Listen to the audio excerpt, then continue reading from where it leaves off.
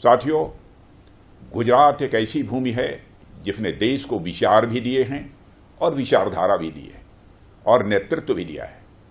यह वह धरती है जहां महर्षि दयानंद सरस्वती ने सामाजिक जागरण की मशाल जलाई, जहां सरदार वल्लभ भाई पटेल ने देश को एकता के सूत्र में बांधने का कार्य किया, और इसी गुजरात में श्री नरेंद्र मोदी जी जैसा एक दूरदर्शी नेतृत्व दिया जो इस देश की राजनीति में विकास और राष्ट्रहित की एक नई परिभाषा गढ़ने में कामयाबी हासिल की है।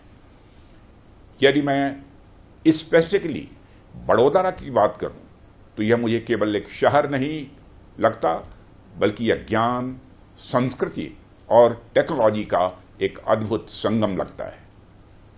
साथियों, समय समय पर मैं देश के अनेक विश्वविद्यालयों और तकनीकी संस्थाओं में जाता रहता हूं। IITs, IIMs, मेडिकल और इंजीनियरिंग कॉलेज, हर जगह मुझे एक नई ऊर्जा दिखाई देती है। हर संस्थान अपने स्तर पर भारत को एक नई दिशा देने का प्रयास कर रहा है। हमारे युवा देश को जिस गति से शक्ति प्रदान कर रहे हैं, उसकी जितनी भी प्रशंसा की जाए वह कम है। उनके हाथों में डिग्रियों के साथ साथ इस देश का भविष्य भी आकार ले रहा है। लेकिन आज मैं जिस संस्थान के स्टूडेंट से इंटरैक्ट कर रहा हूं, यह अपने आप में एक विशेष संस्थान है। यह संस्थान उन संस्थानों में नहीं आता जिन्हें हम आमतौर पर परंपरागत विश्वविद्यालय कहते हैं। यह गतिशक्ति विश्वविद्यालय सिर्फ एक शैक्षणिक संस्थान नहीं है, यह नाम ही अपने आप में एक विचार है, एक गति है, एक मिशन है।